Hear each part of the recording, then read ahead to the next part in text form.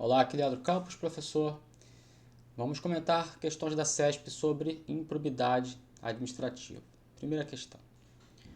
A perda patrimonial decorrente da atividade econômica desempenhada por pessoa jurídica integrante da União, em qualquer hipótese, caracteriza ato de improbidade?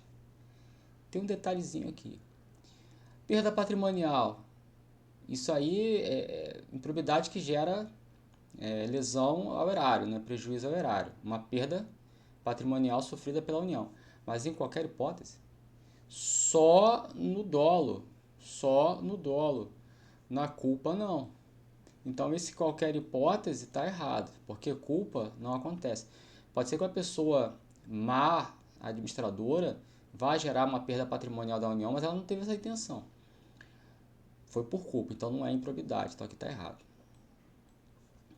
Beleza. Qualquer hipótese que pega. Somente responde pelo ato de improbidade atribuído à pessoa jurídica o sócio que o houver participado do ato e auferido benefício, certo? Um ato de improbidade atribuído a uma pessoa jurídica é para a pessoa jurídica. O sócio está fora. Tá? É a pessoa jurídica que vai responder com o seu CNPJ. Agora, o sócio, pessoa física, ele está fora, via de regra. Ele só será também, ele também responderá pela improbidade se ele tiver participado e tiver oferido benefício de acordo com a participação dele. Então aqui a assertiva está certa. Somente responde pelo ato de improbidade atribuído à pessoa jurídica o sócio que houver participado e oferido benefício. Ele participou e teve benefício. Aí, beleza. Então está certo.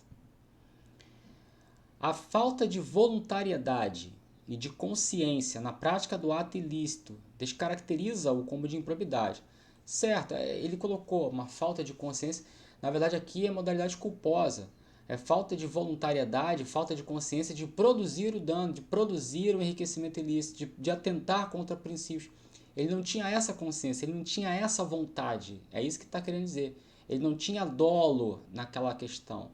Aconteceu uma perda patrimonial, aconteceu a violação a um princípio, mas ele não tinha essa vontade. Aconteceu, foi sem querer, né? Então, por improbidade, ele não vai responder. Responde em outras esferas. Aqui não. Então, tá certo. A conduta comissiva do servidor público, baseada em divergência interpretativa de lei, lastreada em jurisprudência não pacificada, ainda que não haja dano patrimonial erário, caracteriza improbidade? Não.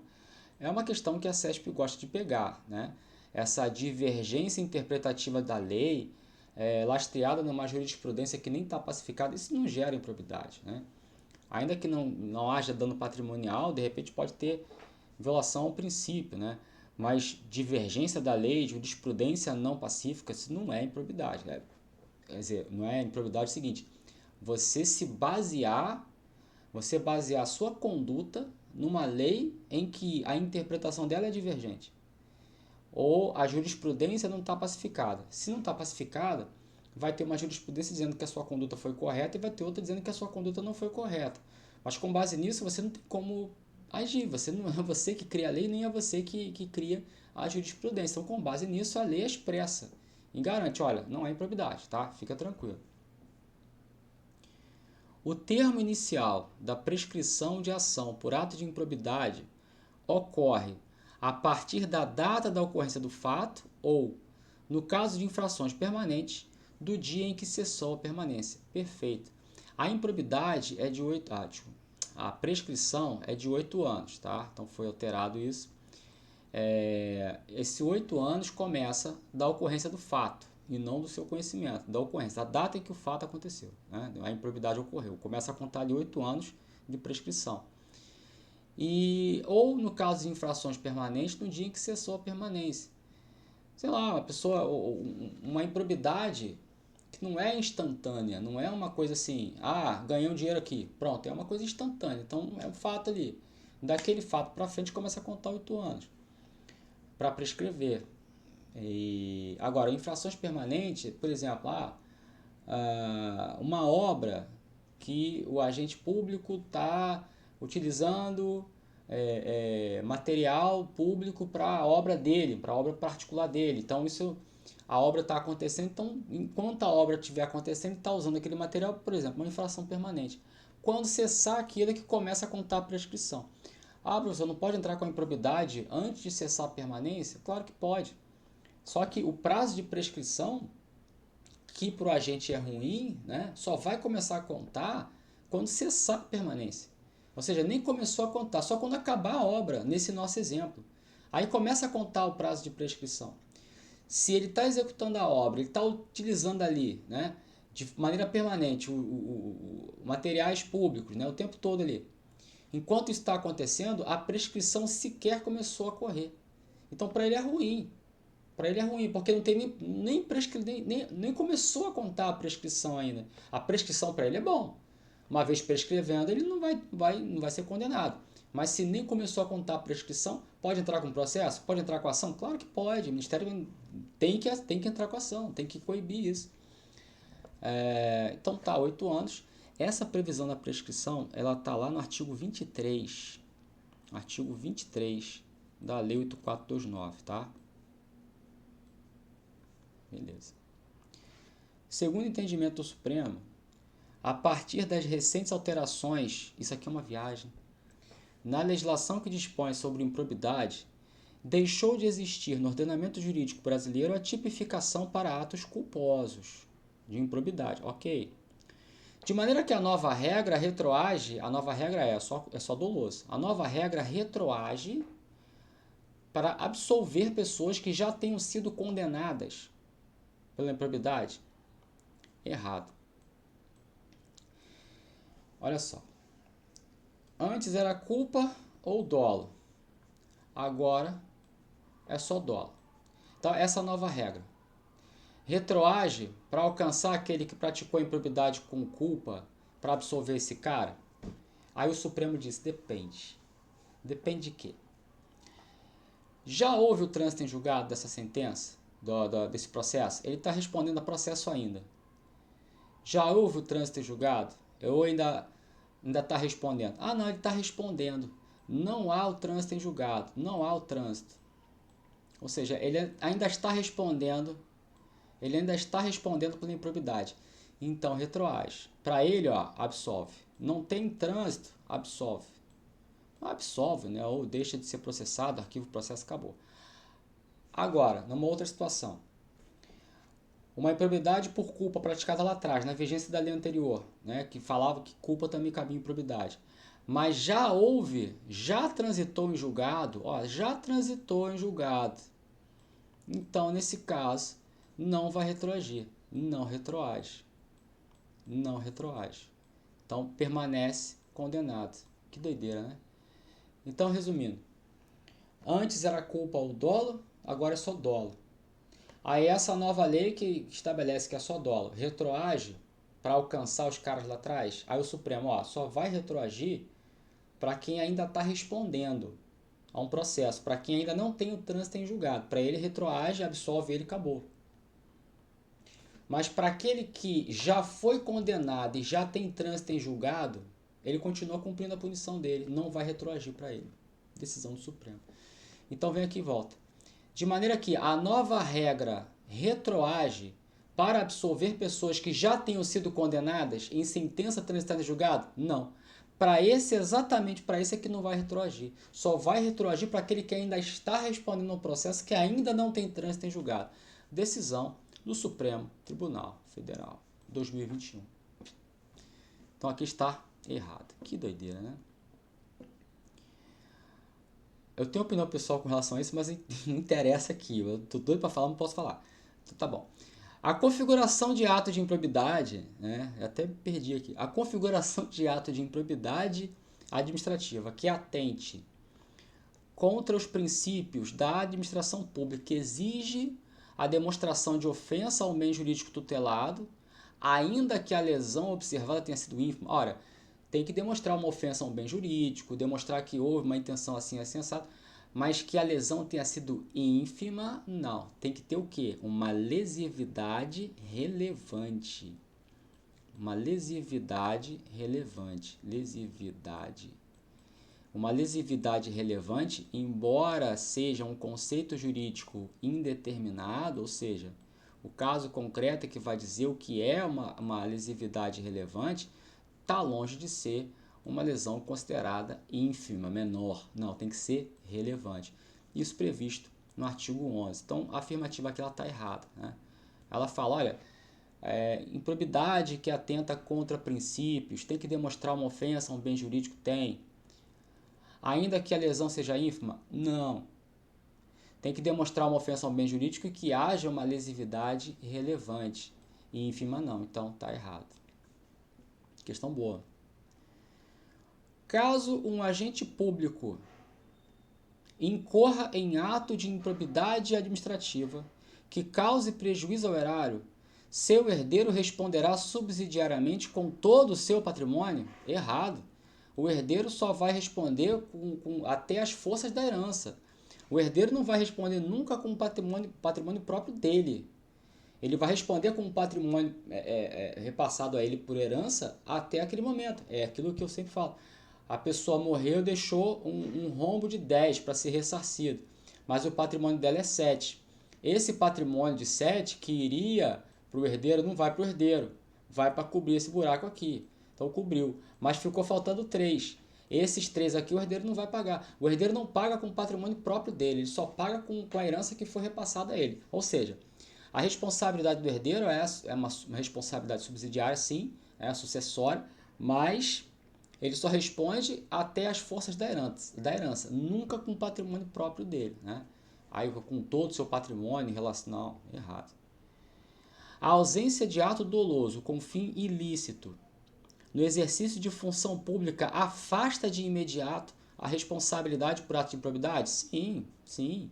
É a grande mudança aí, né? Entre várias. Né? Teve olha, mudou tanto que eu não sei nem por que eles mantiveram a mesma lei 8429. Por mim, colocava logo uma nova, que mudou muita coisa. Então, agora sim, tem que ter o ato doloso e tal, beleza. 10. De acordo com a lei de improbidade, o ato que atenta contra os princípios da administração pública caracteriza-se pela... Aí você está no artigo 11, né? Atenta contra princípios da administração pública, no artigo 11, que violação aos deveres da imparcialidade, honestidade e legalidade. É uma coisa que, assim, não tem muito... assim, para questão de prova, não tem muita questão de prova com relação a isso. Mas a letra E, a literalidade lá do artigo 11, né, viola os princípios ligados à imparcialidade, princípios ligados à honestidade, à imoralidade, e o princípio da legalidade. Né? Os deveres, né, de legalidade, deveres de honestidade, deveres de imparcialidade. Então você está meio que na impessoalidade, na moralidade, na legalidade. Né? É mais ou menos por aí. Então isso é previsão expressa no artigo 11, tá? Caput. Esse aqui é boa, hein? Com base no disposto da Lei 8429, que trata de improbidade, e no entendimento do Supremo acerca da matéria, é correto afirmar que uma autoridade pública pode nomear para o exercício de cargo em comissão ou de confiança, ou ainda de função gratificada na administração pública direta ou indireta, sem que se considere prática de nepotismo. Tá, ele está perguntando o seguinte: ele pode convocar cônjuge, parente? Não, que é nepotismo. Mas qual desses aqui ele vai poder nomear, vai poder designar para um cargo, para uma função, sem que isso seja considerado nepotismo? Para ser considerado nepotismo, ó, cônjuge ou companheiro, e o parente em linha reta, eu vou explicar isso, em linha reta, e o colateral até o terceiro grau. 3%? Terceiro grau, eu botei 3% aqui. Colateral 3%. Colateral até o terceiro grau. Isso aqui pode ser consanguíneo ou por afinidade, tá? Consanguíneo ou por afinidade. Então, olha só. Cônjuge, companheiro. Cônjuge pressupõe casamento, né? Casamento civil só pode ser entre homem e mulher. Companheiro é a união estável. Aí, a união estável tem a união heteroafetiva, homem e mulher, e união homoafetiva, 2 homens ou 2 mulheres. Vai dar tudo na mesma, não pode nomear ninguém. Fechou. Se nomear é nepotismo, é improbidade, artigo 11. Beleza. Agora o parente. Quando fala consanguíneo, é parente seu, do seu sangue. Quando fala que é por afinidade, é do seu cônjuge ou companheiro ou companheira, que é por afinidade, não é do seu sangue, mas é por afinidade. Em linha reta é para cima e para baixo. Em linha reta para cima são seus pais, seus avós, seus bisavós. Para baixo, seus filhos, seus netos, seus bisnetos. E por linha reta, por afinidade, ainda tem seu sogro e sua sogra. Porque seu pai e sua mãe é linha reta para cima, consanguíneo. Seu sogro e sua sogra em linha reta. O avô da sua esposa, linha reta. Né? Então, afinidade. E o colateral até o terceiro grau aqui é que pega. O colateral que ele está do lado. Então, por exemplo, você está aqui. Você. Aí você tem um irmão. Deixa eu apagar esse...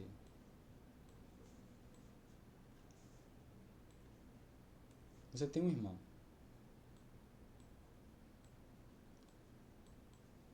O teu irmão, ele não é parente por linha reta, ele é para cima ou para baixo. Tá? Desculpa, ele é colateral.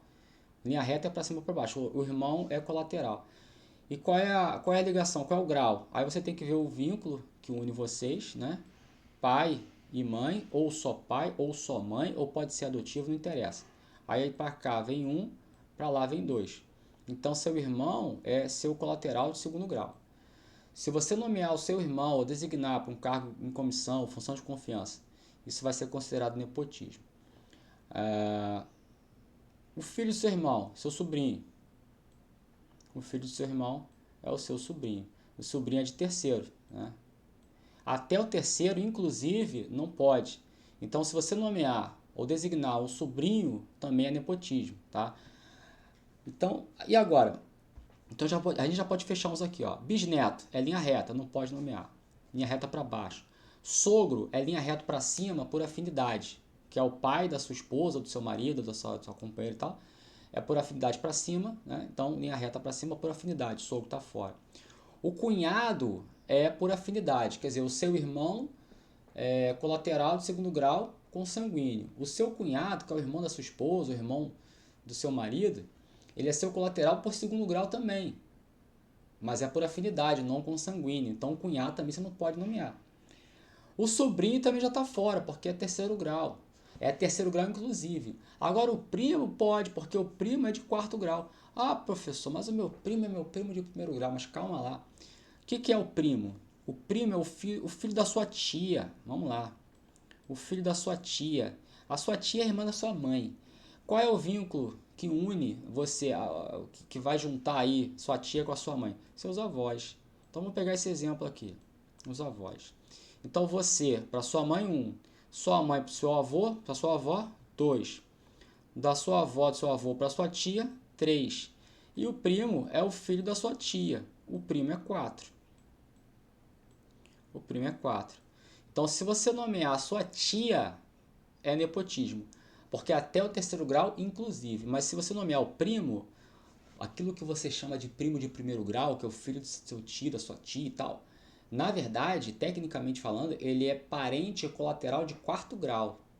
Parente colateral de quarto grau, ok? O primo de segundo grau, e os graus de parentesco terminam no quarto grau. O filho do seu primo aí, que você chama de primo de segundo grau, nem parente teu não é mais, tá? Você pode até brincar com ele, você é filho do meu primo? Você não é meu parente mais, não.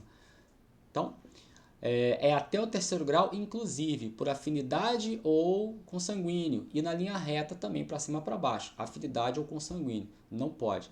O quarto grau pode. Então, é meio insensato, né? Porque o primo, às vezes, é mais irmão do que o próprio irmão. Mas, vamos lá. Então, aqui ficou a letra D. 12. Caso certo agente público pratique ato de improbidade que atente contra os princípios da administração pública, independentemente das sanções penais, né, e de responsabilidades civis e administrativas, a pena aplicável, olha, princípio da administração pública, ele tem lá a perda da função pública, ele não tem a perda da função pública, desculpa, ele não tem a perda da função pública, a perda da função pública é só ato de improbidade que gera enriquecimento e que causa lesão ao erário.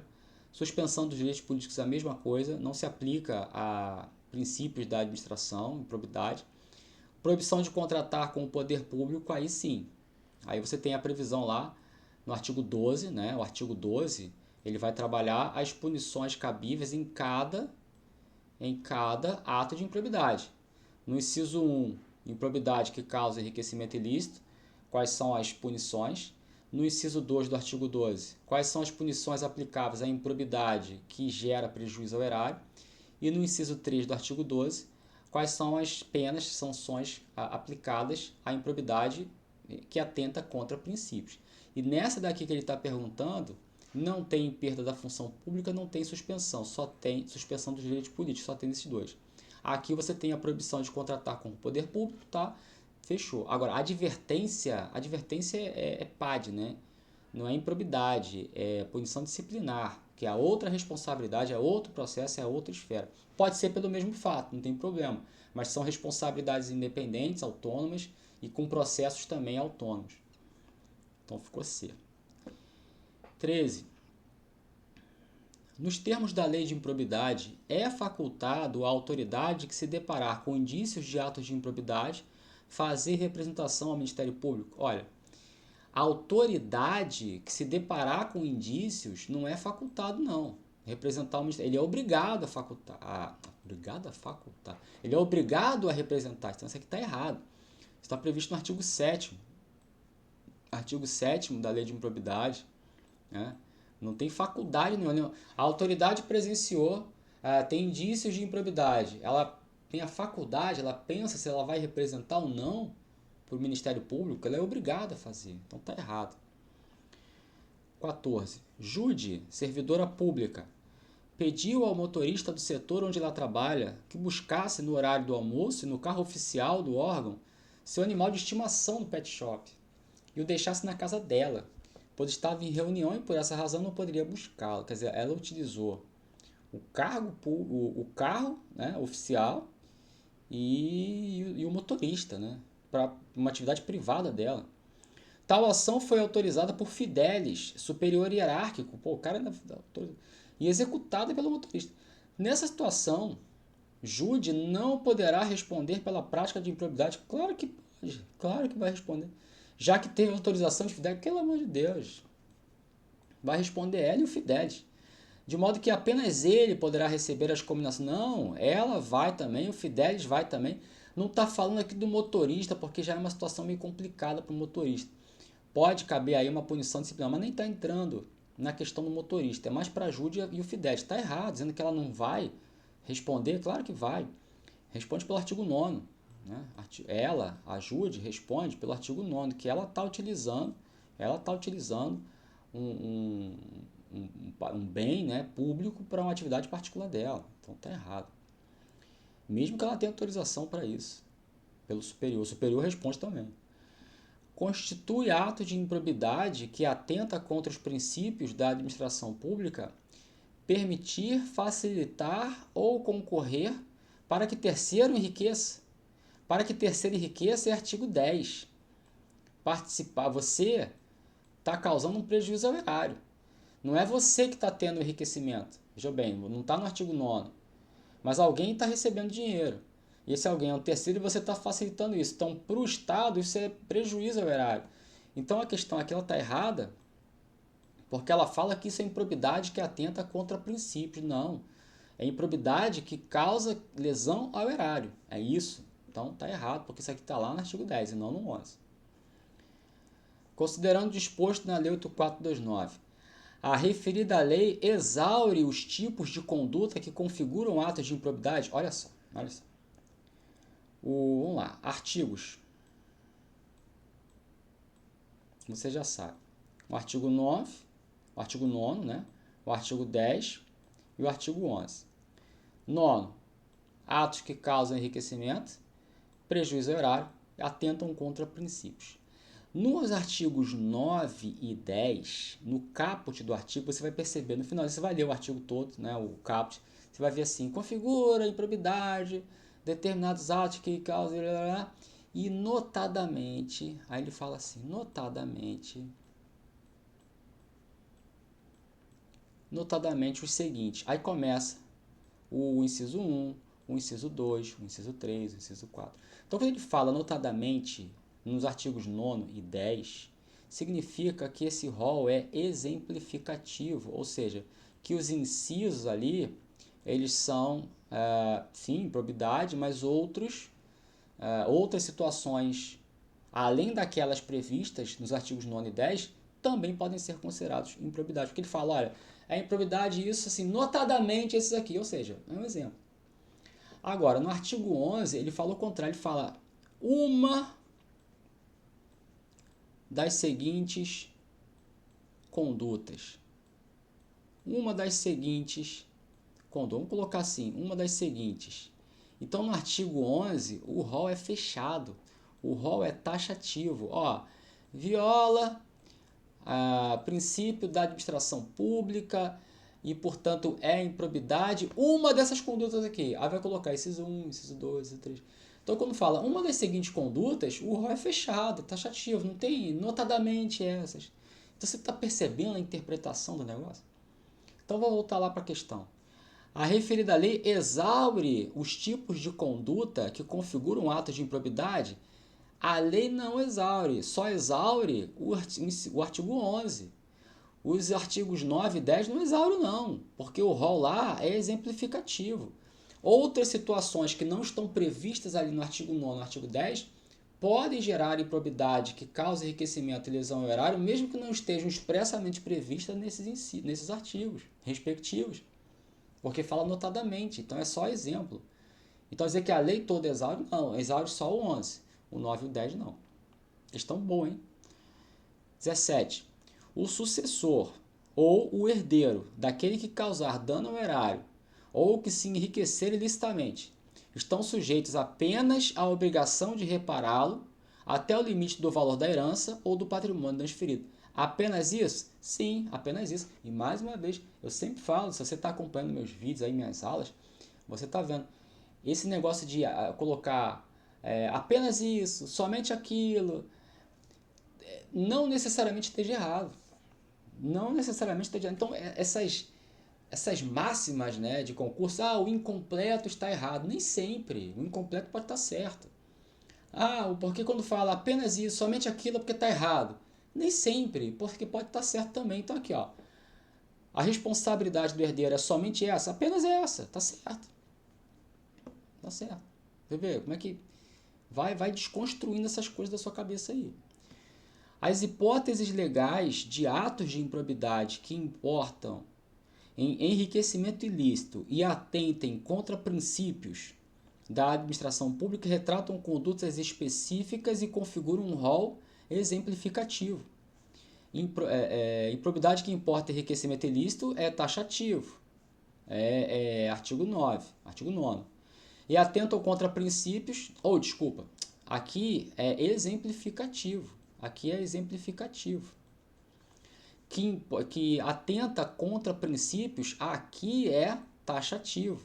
São só aqueles, acabamos de falar isso, aqui é taxativo. Então, retratam condutas específicas e configuram um rol exemplificativo. No caso desse aqui, não. No caso do enriquecimento ilícito, é exemplificativo. Beleza, mas esse aqui não, então está errado. Não está errado. Esse errado também está muito errado. Né? Esse errado está horrorosamente errado. Vou colocar bonitinho. Não consigo, não dá. Tem que comprar uma mesa. Tá errado, tá errado. 19. É viável a propositura de ação civil de improbidade exclusivamente contra um particular, sem a concomitante presença do agente no polo passivo da demanda? Não. Errado. Tem que ter o particular, né, que participa, né, ele só pode estar no processo junto com o agente público envolvido. Né? Ele tem uma participação. Tem uma pequena exceção que o STJ, STF, que fala o seguinte, olha, ele pode estar até sozinho no processo, no polo passivo de uma demanda, como réu, ele pode até estar sozinho, desde que haja um outro processo, né, conexo em que o agente principal esteja envolvido lá. Aí tudo bem, você pode colocar, mas de uma forma ou de outra vai estar em conexão, ele tem que estar junto com o outro, então errado. Tá? Sem a concomitante presença, a regra para esse particular que foi envolvido, que participou, induziu de alguma forma, direto ou indiretamente, para ele responder pela improbidade, ser réu no processo, tem que estar junto com o agente público envolvido, o principal lá. Tá? E 20. Constitui ato de improbidade que importa enriquecimento ilícito doar à pessoa jurídica bens, rendas, verbas ou valores do patrimônio de ente da administração pública direta ou indireta sem observância das formalidades legais. Olha só, se você está doando a uma pessoa jurídica um bem público, verba pública, sem obedecer à lei, sem obedecer às normas, você não está tendo um enriquecimento ilícito. Na verdade, não está indo para você, está indo para alguém. Você está causando prejuízo ao erário. Então, isso aqui é artigo 10 e não artigo 9º. Por isso está errado. Ele está falando, é improbidade isso? É improbidade, mas não improbidade que importa enriquecimento ilícito. É uma improbidade que gera lesão, que causa lesão ao erário, tá? Artigo 10, então aqui está errado. Esse errado foi mais bonitinho. Fechou. Um abraço, fique com Deus.